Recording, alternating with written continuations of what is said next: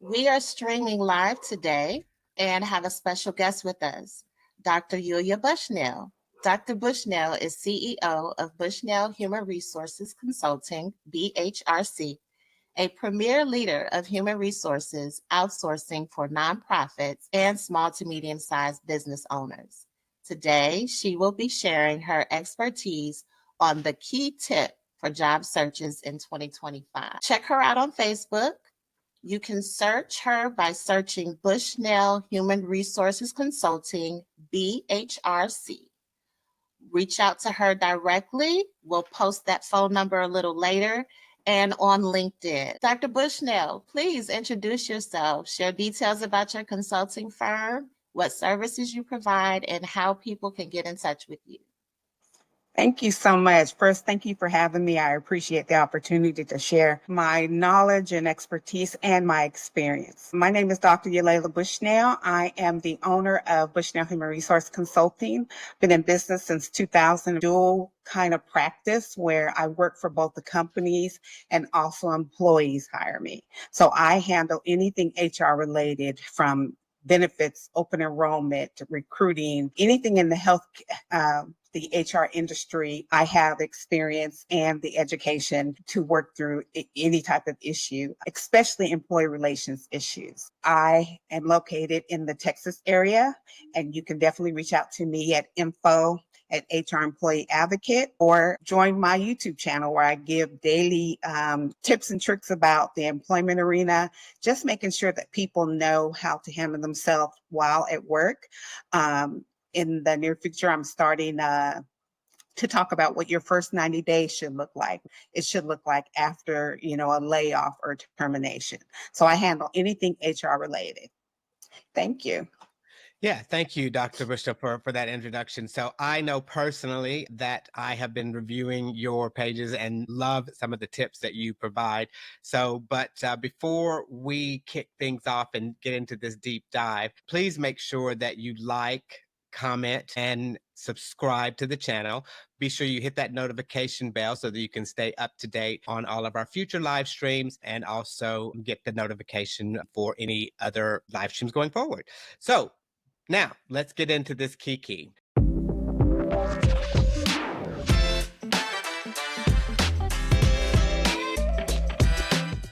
So Dr. Bushnell, like I said, have been reviewing your Facebook page in detail, and literally I went through and there were some things in there I'm like, oh, I didn't know that.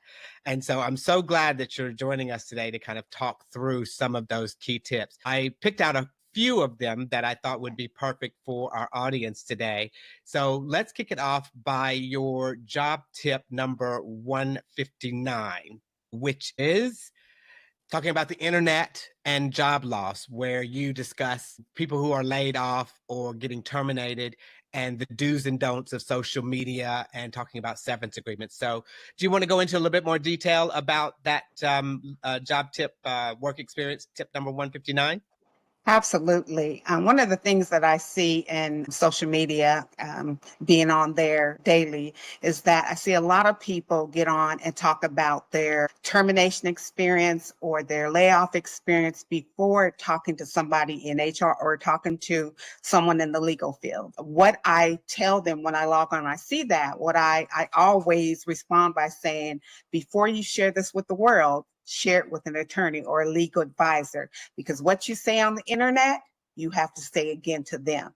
And 9 times out of 10, when they're on the internet, they're upset, they're stressed, they're going to leave things out that they should have shared, and it's going to be 2 different versions of the story. So I always encourage people to, before you go to the internet, seek out some advice, reach out to the EEOC, reach out to your local Human Rights Commission, reach out to NAACP, they have lawyers. Reach out and talk to somebody before you get out there and you share with social media. Another thing with the severance agreement, I have a lot of people that say they'll post their severance agreement online. Don't do that. Or they automatically get the severance agreement and they sign it without reading it. Severance agreements are put together for a reason. So you want to make sure of several things. What it says, is it, have somebody from the legal team review it. If you don't have a lawyer, you can't afford a lawyer, have someone else read it, get an HR professional to read it, because sometimes severance agreements, and I've seen this, people are signing away their rights to sue. They're signing away some of the rights to their 401ks. I've seen that most recently. They're signing away the right to things that they might be eligible if there's a class action down the road. Some people are signing away their rights to file for unemployment after their severance runs out. So you really want to read those severance agreements. You want to read it from start to finish. See what you're signing away. Again, if it is not a benefit to you, if you're financially in a case, and most people may not be. I would not sign a severance agreement without having somebody read it that understands the legalese, because people give away a lot of their rights. And the number one thing I see now is people are signing away their right for unemployment and future class action lawsuit abilities. So you want to make sure you read through that. Yeah, I think Lakeisha and I talked about that in one of our previous episodes where we discussed the importance of reading the severance agreement. I know we both had to read through ours in detail. We were in a different situation where we had no choice but to sign it, because if we didn't sign it, we didn't get anything. But we still took the time to read through it to make sure we understand that, there was no non-complete clause, that we were able to apply for unemployment benefits. It outlined our severance and when we would get our severance. So it was important for us to still read it. But the truth of the matter is in our situation, and Lakeisha, you can elaborate here as well. We kind of didn't have a choice but to sign it, simply because it was the only way that we would get our severance. But in that agreement, it was specifically saying you're giving up your rights to sue later on. You have, this is your final recourse. So once you sign it, that's it. Yes. I wanted to go deeper into losing the 401k. Companies are actually putting that in those separation agreements. So remember, sometimes when a company is closing, they're financially strapped. So they may not have the money, even though you paid into it, to pay out your portion. So the portion that you pay, and you're definitely, you could definitely sue them if they tried to keep your portion. But remember, a lot of companies have matching. And so sometimes they're not able to pay out the matching. And that's what you want. You want to read all the fine print, especially the small fine print, to make sure you understand what you're giving up. Yeah. And I understand what you said, Ken, about not you don't get it. You have no choice. You always have a choice. There's yes. And you always, again, it's always good to have somebody read over it, read the fine print. It's just, I have so many, especially a lot of young people, first job, a severance, they don't even know what a severance agreement is, and it's a legal binding contract. And yes, people will retrieve it. And, most legal professionals say, read it, change it. You can alter the terms of the severance agreement by countering that. If they gave you 90 days and you need 6 months of benefits, counter. So that's another option to the severance agreement. And most people don't know that. It's like a negotiation process, and again, when you're in a layoff, you're being turned 100 different directions. And number one is, how do I keep money coming through my family? So I understand the need to sign it, but I always want to make sure that you are in charge of you. You got to take care of yourself and make sure that you're seeking advice on that before you sign your rights. Very good. Very good practical advice. So very good point. I want to circle back to something we talked about at the beginning, which is the going to the social medias to express your concerns. I see this with the younger generation. I'm not trying to age myself, but they get on TikTok or they get on Instagram and they're like, I got fired today. And then they go into this whole spiel. And I think what people don't realize when they do that, they're actually pulling themselves out of the job market for a potential employer. Because that's on their social media. And a lot of companies now do kind of check your social media. And if you're on there griping about your previous employer or telling why you got terminated, and I think that's kind of not a good sign for people who are actively looking for a job after you've been terminated. Now, with that being said, Lakeisha and I started this platform talking about our layoff experience. But one of the key things that we did that was very important for us is that we did not express any anger or animosity. And we also didn't talk about the company in detail. As a matter of fact, we never mentioned the company's name. So that way we were not in breach of our severance agreement. Does that make sense what I'm saying there? Yes, absolutely. And you're 100% right. I'm on TikTok every day. I see it daily. And people don't understand the internet is forever. It doesn't go away just because you delete it. Remember, somebody's already tagged 100 people in it. So that information is out there. And companies are coming back now and suing these people for bad information. I just saw one today where the young lady was being mistreated at work and she recorded it. And even though she was being mistreated, they have a policy on recording in the store. So, they ended up taking her off her job, even though the reason why she was recording, she wanted somebody to see how she was being treated. There's a way to do that. You don't want to get on and tell your story. Never, never. You don't want to get on and tell your termination story, especially if you're bad mouthing. We've seen that all over the internet, where you don't even say the company name, but people, these detectives, these social media detectives want to find out where you work, where you live, how you live in, what you drive. And they will do that. They will search you down and figure out where you work. And we see that daily. And so I just encourage young people, before you hit social media, remember this is for life and you got to find another job. Same with us. I'm on social media. I'm in social action chair. And, I'm very vocal about what I dislike and like about things that are happening in this world. And I have to be careful because I'm HR. So I just encourage people, before you get on there and post it, think about it. Yeah, very, Think very before good you point. say it. Yes, very good points. Very good point. So I know we have somebody else that's joined us on the live stream. Please note that the chat is also open. So if you have any questions, feel free to put comments in the chat, and we'll certainly answer those. If you have any specific questions for Dr. Bushnell, we'll make sure that those get answered. So feel free to put that in the chat as well. So that kind of leads us next into our job work experience tip number 164. Which is how the job search has changed in 2025. In that tip, you specifically talk about AI-powered tools and how AI is kind of coming to the forefront of that. So do you want to go into more detail about that work experience tip? Sure. As someone that's out, as a contractor and a business owner, we're always looking for, I'm in the same market as someone looking for a job because I'm looking for contracts. I'm looking to grow my business. So one of the things I see as someone who helps others with resumes is I see people that will send me a draft of a resume that clearly right off the gate, I can tell you that it's been done by AI. Because when I'm doing your resume and I see that, then I start to quiz you on your resume. And most of the people that have it done by AI can answer a single question. Wow. They can't tell me, I give them specific terminology from that. And they're like, oh, it says that. So, AI is a great tool to use in the job search.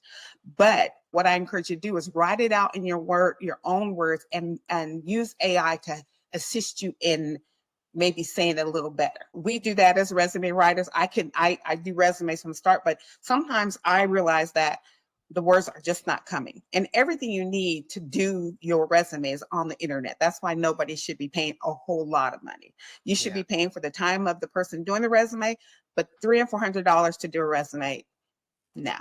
No, it should, because everything you need is out there on the internet. It's right at your fingertips. You can, most resumes are built from job descriptions and job postings. So in using AI, again, great benefit, great tool. If you're going to use it and to create your resume, don't put your personal information out there, because that's how AI, it shares that information. It's out there on the internet. People know where you live. So don't do that. I see a lot of our young ones doing that. Do not put your personal information, just copy and paste the inners of your resume, but don't put your name, address, your phone number stuff and send that to Chat GPT to change. Don't do that. Put your information out there, and that's a safety issue. Also, if you're using AI to do your resume, make sure that you can explain your resume, because I'm going to quiz you from start to finish on your competencies. I'm going to ask you about your education. I've seen AI change education where it said, because the person didn't spell something right, so it had the wrong college. And so when I asked the question about the college, it said, oh, that must be a typo. You've got to be able to explain everything on your resume. And most people are going to be looking at that resume to ask you questions. So if you're going to use AI, make sure you can explain what AI suggests that your resume can say. Agreed. I know Yes. I've used it to kind of enhance. I use a ChatGPT and other AI tools all the time to help Yes. enhance my sentence structure or for Yes. grammatical errors, punctuation errors, and things like that. But I think what's key there is that you need to know what's on your resume so that when you're asked about it, you know what you're talking about and you can back up what's there. Correct. And that's why part of my business is to, once I do your resume and I send it to you and I say, hey, can, go over each bullet point to make sure that you can explain to me that you can do these things. And so I try, some people will go through the interview process with me. We'll do a mock interview. And if they can't answer a question based on how that resume is written, then we have to reword it, because I'm not going to be in the interview seat with you. You're going to be there by yourself. So I need you to be able to explain your resume. Yeah. And Lakeisha, anything you want to add there? No, I mean, I agree. AI is amazing. And yes, using it to update or implement structure. I Mhm. think that is a really good point to share. Dr. Bushnell, any other do's and don'ts when it comes to AI that you can share? Really monitor what you're asking AI to do. Again, excellent benefit. AI is awesome. I use it daily to write policies and things like that. But the bottom line is the information that it spits out, you've got to be able to explain, no matter if it's a policy, if it's a draft of your resume, if it's a contract, you've got to be able to talk through those contracts. So whatever terminology it changed your contract to, you've got to be able to explain that. So you definitely want to make sure that you're reading through what their suggestions are. And another benefit of it, for especially those looking for jobs, is that take a job posting and put it in ChatGPT or one of these other AI and let it pick out the keywords. That way, when you're building your resume, those keywords that ChatGPT pulls out from the job posting, you should be using in your resume for that particular job posting. I talk to people all the Great. time that nobody should be telling me that they apply for 400 to 500 jobs. And not getting any hits, that's a waste of your time. You really have to be specific with your resume and the job posting. Yeah. Most of that language should be in your resume. Yeah, 100% agree. So that kind of brings us to our next work tip, which Okay. is 165, where you talk about your resume roundup. So I'm going Okay. to go ahead and share the screen again here and let you talk us through what your resume roundup is about and what people can expect. I will be the first to say that I use Dr. Bushnell for my resume writing. So this is an amazing service that she offers. So Dr. Bushnell, tell us more about your resume roundup and what people can expect. Thank you. And thank you both for being part of Resume Roundup. I started it about a year ago, and originally I sent it out to just my sorority sisters, and just as a way to kind of help give back to the sorority, because I knew people were losing their jobs, people were being laid off. And in our chapter, I've kind of become the one of the HR gurus. There are many of us, but one that people tend to turn to for questions regarding jobs and just problems at work. And so I figured if it was successful one year, let me go out and go to the public. So last year I posted on my Facebook, and I just started sharing it, and the feedback I got was overwhelming. What I do is I do a basic, I have someone send me their resume and a job posting. So I build a resume, and I'm going to use myself as an example. I'm an HR consultant. So when I have a core HR consultant resume, but depending on the industry, whether it be finance or healthcare or legal, my resume is going to change. An HR consultant for the legal field is different than an HR consultant for healthcare. So I always make sure that when I'm doing your resume, I know the industry that you're in, I know what you're looking for, and I keep the resumes kind of I don't have a lot of lines on it. I have, you'll see a lot of bullet points. You'll see a competency section. You'll see an education section, but I try to keep it as clean as possible to feed into these new ATS systems and these new AI systems that these companies are using. So that's kind of where the resume roundup started, and I've just kind of continued it on. It's been a successful venture for me as another component of my consulting arena, and it gives me the opportunity. From doing this, I started also mentoring. Another component of my business is I started mentoring young HR professionals that are trying to upscale their career path. And so out of resume writing, a mentorship program started. So I think one of the key things that I took away when I was working with you in doing my resume was, and this is something I had not thought about, and perhaps maybe a lot of other people don't think about, but one of the key tips you gave me was to not age myself. Do you want to talk a little bit more about that? Because that was news to me, and I've been doing that, using that format going forward, even when I'm having to write out the apply for a job on the internet and it's asking me about the years of experience. I do my best to not age myself, but I'm going to let you give a little bit more about that tip, because I found that one quite useful. Yes, that's one of the things that we've been working hard with, especially the workers that have been at the same company for 10 and 15 years and haven't had to do a resume in this new type of job search in the 2025.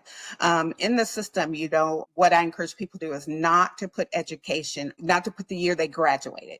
And that's because companies are trying to figure out your age. And so I got an MBA from Tuscaloosa University, and that's it. Unless you graduated in 2025, do not put the year you graduated college on your resume. Do not put the year that you took a certification. That's another thing that I'm seeing is I have a gentleman I'm working with now that has 20 years experience, and he put that he took a certification 10 years ago. Although it required, the job posting required that certification, he just didn't need to know. Because number one is you're trying to get the interview. So what you don't want them to do is figure out your age by putting the year that you took a certification or the year you did an internship. That information can be left off your resume because you definitely want to keep it ageless. And in this day and in age, even though age discrimination is on the rise, we encourage people to keep it. Don't put certain information. Even the way people put their summary of qualification, how you use, what terminology you use can age you. And so that's what I work with a lot of people on is, how they do their resume. People are still putting references per request. No. I've seen people put pictures. People still putting their full address. No. So there's just a lot of things that we, in trying to keep it ageless to include, I'm a member of NAACP. I don't put that on my resume, because race is another thing that people are trying to figure out. I have a different name, Yalela is a different name. So I'm going to keep them guessing on my name. But, my job is not to rule out anything, to take anything off my resume that a company can rule me out. My age, my race. Sometimes they don't know the gender, but, you can kind of tell based on certain types of jobs, and that's okay. Yeah. And I think I think one of the other tips when talking about not aging yourself is that technically, and you can correct me if I'm wrong in saying this, but you really only need to go back 10 years on Correct. your work experience. I learned that from you as well. Yes, excellent point. Yes, in this job market, you only need to go back 10 years. And I have a lot of clients say, well, I have 30 years experience. And that's good, but you don't want to let anybody know that, because then they know they're trying to figure out how old you are. So if the job posting says, I'm looking for an HR director with 10 years, your summary of qualifications should say HR director with 10 plus years. That's it. If that job posting says, I'm looking for an HR director with 4 years, even though you have 30, HR director with 4+ years, you're trying to get your resume to feed into the ATS system. So you need to mimic what that job posting. If it says, I have a PhD, but if the job posting asks for an MBA, MBA is all they see. Now, number one, once I get into the job, once I get the interview and I can get in and say, well, actuality, I have a PhD. You can always sell up. Right. You just can't sell down. Right. So I follow what's on the job posting. So Again, that goes into where I mentioned putting the alphabet at the end of your name. Not every company needs a PhD. As a consultant, the PhD works well, but if I were in corporate America doing an HR director and they're just looking for somebody with a BA is what I'm going to put on my resume. Yeah, very good. Very good points there. Excellent points. So that takes us now into our work tip number 172, which is where you talk about mental health. Before we go into there, Lakeisha, did you have anything you wanted to add on the resume roundup or resume building? No, all good information. All good information. Good. All right, let me bring this up then, because tip number 172 is your mental health. And I think a lot of people don't take that into consideration. I know for me, I had a little bit of a mental health struggle. Lakeisha and I have spent many days on the phone talking through that. But I think mental health is very key. So I'm going to share a screenshot of of this post that you have. And you can pick, walk us through, your key points here. And when it comes to, making sure you stay in tune with your mental health. The reason why I put together this post is I'm starting to get a lot of referrals from licensed therapists whose employees are seeking them out for mental health treatment, but it's work related. And so they may, therapists can cover everything, but there's some things in the work arena that you want to talk to HR. I'm not a certified therapist or anything, but I do know HR. I study it every day. I read about it every day, and I wrote about it. My dissertation is the effects of termination on African American women in North Texas. So losing a job and going through the job search can be like a death. You're going to go through all phases of, the grieving process because, like I said, some of you guys have worked at companies for 10 and 20 years. It's all you know. So to be removed from that, it is like a death. So daily, I walk people through what that process is. And one of the things I tell them is you've got to grieve it. We come from an era, and I might be aging myself, where we're told to, pull your big girl panties up and keep going. And that's all good and fine. But in this day, in 2025, we need therapy. And it's good that you and Keisha have one another and can share the issues that you're having on the day to day. But some people don't have anybody. And that's where someone like me comes in. We talk you through the process. We let you know that it's okay to feel sad, mad, angry, scream.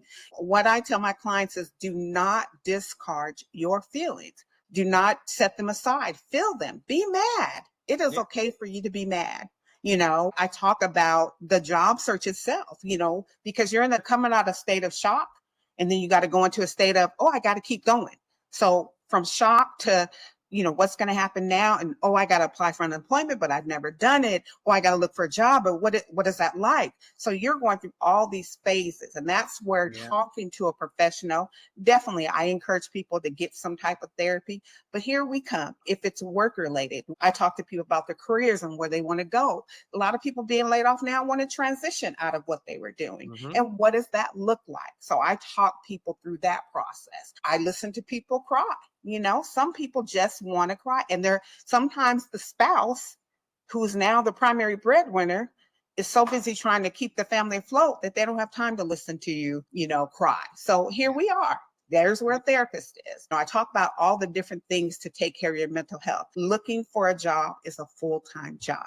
And so I talk about taking a walk, spending time with family, definitely spend time with family, spending time with yourself. As someone who's been laid off 3 times since relocating in Texas, I had to learn to make sure that I gave myself grace. I had to change my environment. Being at home in front of my computer, looking for a job every day starts to wear on you. You got to get out of the house. So I started, that was the day of that post. I had talked to a client that was referred to me from a counselor. And I just wanted to let everybody know, do something different. Don't allow the job search to stress you out.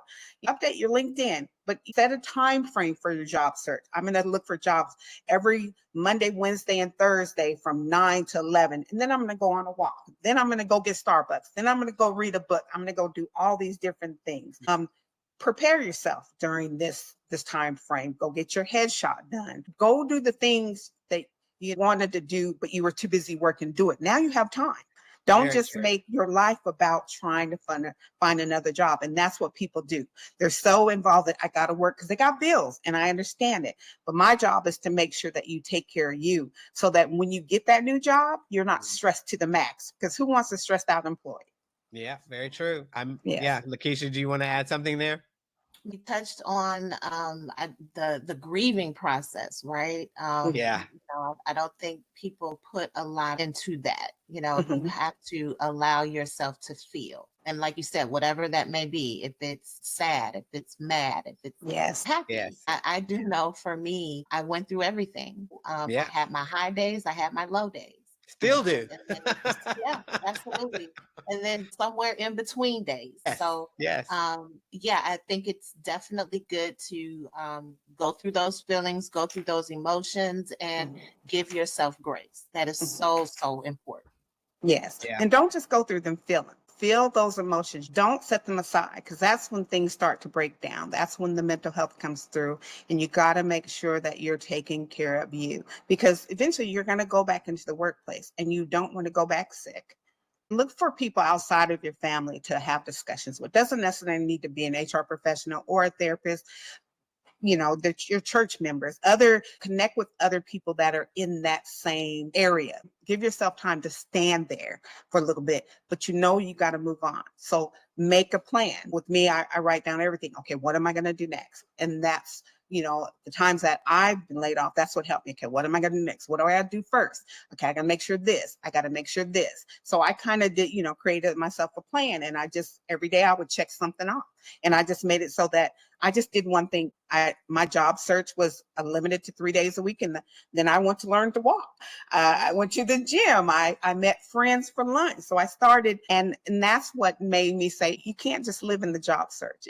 Yeah. It's not. It can be wearing. It can be Yeah, really and wearing. because it could be frustrating. I think Lakeisha and I did an episode previously about that, where we talked about that frustration Mhm. and the rejection letters, because you spend all this time applying for jobs, but then you get the rejection. So not only are you stressed because you are having to look for work, but then when you get the rejection letters, that's a whole nother level of hurt, disappointment. And sometimes we take that personally to ourselves. It's like, oh, well, what did I do wrong? Why didn't I get picked? But I think what I've learned for myself personally is that it is not personal. Right now, the job market is very crazy. For every job that I apply for, there's hundreds of other applicants. Mhm. The key for me is to keep my mental health strong. Yes. Use Keisha and I as a sound. We have our soundboard that we bounce off of each other. Talking to family and friends also Mhm. helps. But the main thing there is that I stay focused on what I want to do with my future and not let those rejections. I think I said it in a previous video, like the rejections do not define who you are. Don't let Correct. those rejections define who you are. And I think that's something that I try to do every day as I go through this process.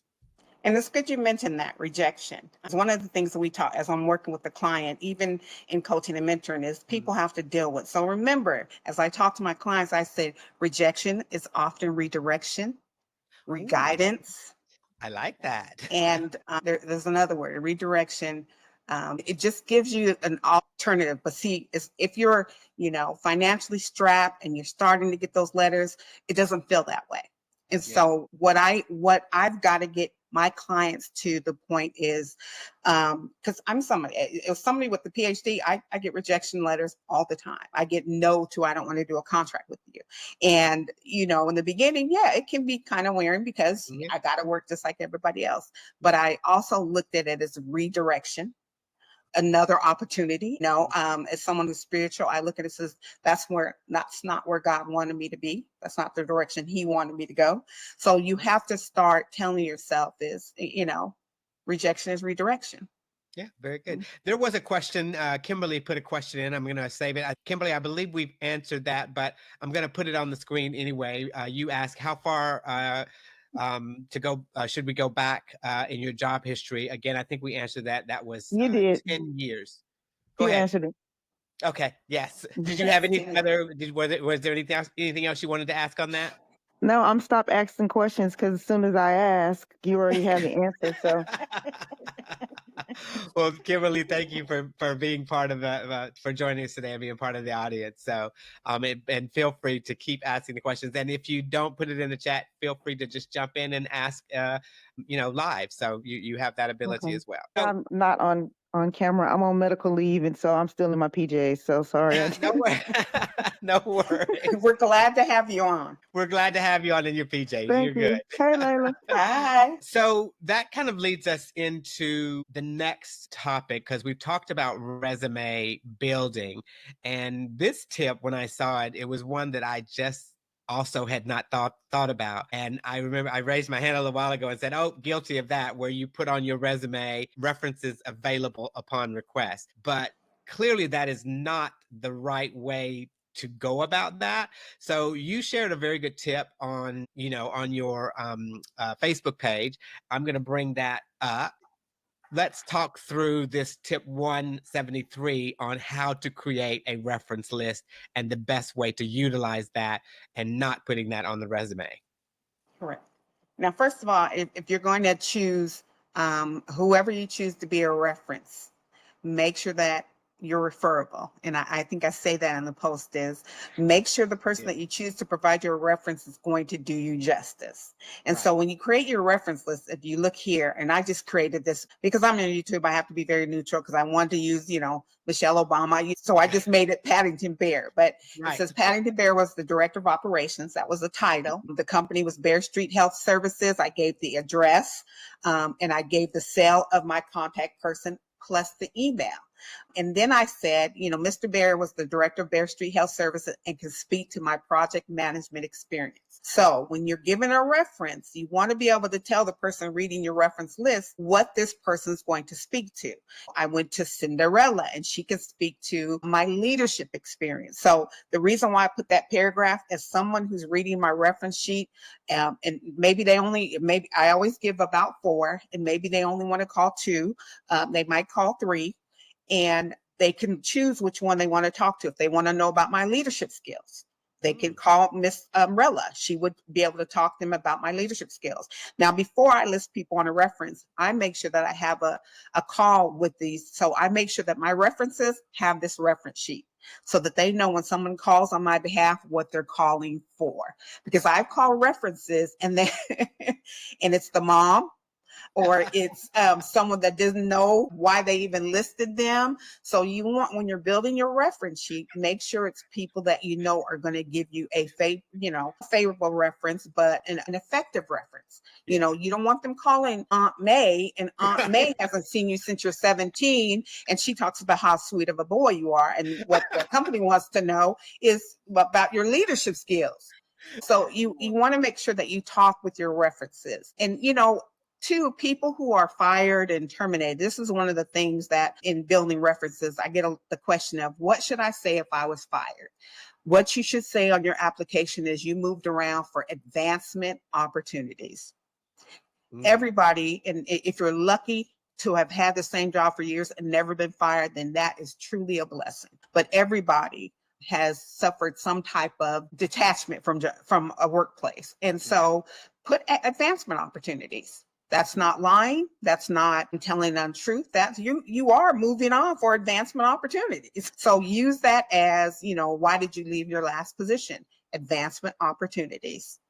Yeah. And I think if you're needing, so if somebody's terminated from their employment, there are some people within that circle of that organization who would give you a good reference, even though you were terminated. So I think maybe an extra tip there would be do your homework and speak to the people that you were previously working with and say, hey, can I use you for a reference? And then, like you said, I think it's key that you notify them that you're using them for a reference so that they're not shocked and that they know what they're going to say about you before they're being called by an HR recruiter. Yes, job loss is not the end of the world. It is not. It is is it a detour in your on your journey of life? So it is not the end of the world. As an HR professional, one of the things I like to hone in, and that's why I do a series called 90 Days. That's 90 days starting employment, and that's 90 days ending employment, whether you're laid off or term, is what did that next 90 days look like? And that's why it's good to come up with a plan of what it looks like when you start a job and a plan of what it looks like when you're ending. What do you got to do? What are the things that you need? What services are available for you out there? Who can help? Who can you talk to? People don't do that. And I think if we spent more time preparing people to come into the workplace and to exit the workplace, we wouldn't be dealing with a lot of the mental health with people going and harming their coworkers, and going and doing unspeakable things to companies after they're let go. I think there's a way to bring somebody on and to exit that person off. Yeah, 100% agree. Yeah, 100%. Good tips there. So our last one for today is job tip 174, where you talk about networking and using job boards and social media. So do you want to go in a little bit more detail about the job tip 174? Yes. In that, when I wrote that, I was talking about, I had done a little spiel on networking. And people, some people, especially our young, they think networking is getting on social media and writing a post. Sometimes you got to do some face to face. Sometimes you got to call up some people you work with and say, hey, can we meet for lunch so that I can share my job search with you? Remember, we're always on. I don't care if you're in Walmart over the frozen food section, pulling out frozen, Pop-Tarts. You meet people all over the world. I'm constantly meeting people. I'm a thrifter. I met a lady in the thrift store the other day, and that I'm now going to be working with her. I just said hi, and we started up the conversation about a blouse. And she told me, she started talking about what she's going through. She's been laid off and she doesn't know this. I'm like, hey, this is what I do. So we're constantly on. You never know who you're going to meet. You never know, where you're going to be. So when I say, are you referable? If I show up to Walmart in my bonnet and house shoes, is anybody going to want to work with me? So remember, as you're leaving the house for the day, we're not saying you have to dress up to the nines, but the opportunity to network in the bank, through the drive-through, at the library. You never know who knows who and who you're going to meet. So you're always on. You always have to be in the mode that the opportunity to meet your future employer could be driving down the street. You don't know who you're going to meet. So as I talk about networking, it is more than just getting on social media and talking to people. You got to get out there. Networking isn't pretty much anything. We're networking right now. We are sitting here, we're networking. So because now I know you, I know what you do, I can refer people to you for your part. So we're networking. So it's in pretty much everything that you do on a daily basis. So make that part of your daily job search as well, to network. Call up those old teachers. I've gotten contracts through old professors at SMU. So, you never know who's here. I went through the leadership program in my town. And so I get a lot of referrals from people networking. I talked at a DISD function for young mothers. Met some people there, networking. So you never know who you're going to be positioned in front of that might be able to help you in your job search. Yeah, very true. Very, very good points here. So, and I certainly am utilizing these more and more, and certainly appreciate all of the expertise and the tips that you've given. So, I mean, we've only touched the surface of some of the great tips that you provide. So we hopefully will have you back again sometime in the very near future to go through some more of your amazing job search tips, because I noticed as well, and please, those who are out there, check out her Facebook page, check out her LinkedIn, because she provides tips not only for the job search, but I think you mentioned this as well. You also have tips for once you get the job. What do you do in that 90 days? So there's a lot more that we can dig into. So we're going to take the opportunity to continue to network with Dr. Bushnell, and we'll have her on again to share some more of her amazing tips. And Dr. Bushnell, we certainly appreciate you coming on with us today, and just giving everyone some additional advice, because we know these things, but sometimes it's always good to hear them again, especially from someone who is an expert in their field. So absolutely. Keisha, anything else from you before we start to wind it down today? Again, thank you so much. Thank you so much for sharing your time with us and your knowledge. Each one teach one. So thank you so much. Well, thank you for the opportunity. And again, excellent what you're doing. The market is tight. And so don't go at the job search alone. Definitely reach out to some people, network, talk to one another, communicate about, what's going on in your lives. Take care of your mental health. I'm a wordsmith, so I can put your resume together in 45 minutes tops. It does, because that's what I do. Not everybody has that skill set. So reach out to some people. Don't pay a lot of money for your resume. You should not be paying $300 or $400 to get your resume done. Not when the information's out there on the internet. Absolutely. You should not. Seek out the help of an HR consultant. We're here. I don't know a lot of people that do what I do from an HR employee advocate side. And I love that part of my business because I like to make sure that people know how to take care of themselves in and out of the workplace. And so I just appreciate you guys giving me the opportunity to showcase myself and my business. Absolutely. Looking So forward there to you doing have it it, again. folks. Reach out to Dr. Bushnell if you need some help along your work experience journey. Yeah, like I said, we're going to share her contact details. We shared them during this live event, but we will also share them when I upload the recording to YouTube. I will share them again on there. But reach out to her if you need some additional support in this, job market search, which is impacting not only us, but millions of people at the moment right now. So with that being said, thank you all for joining us on Talk Time, Life Unscripted. If you enjoyed the content, please drop us a comment, drop some blue hearts on the video. Let us know if you have any additional questions. We're happy to answer them. And thanks again for tuning in. Have a great rest of the day. Dr. Bushnell, so appreciate you. And we will be speaking to you again soon. All right? Yes. Thank you. Thank you.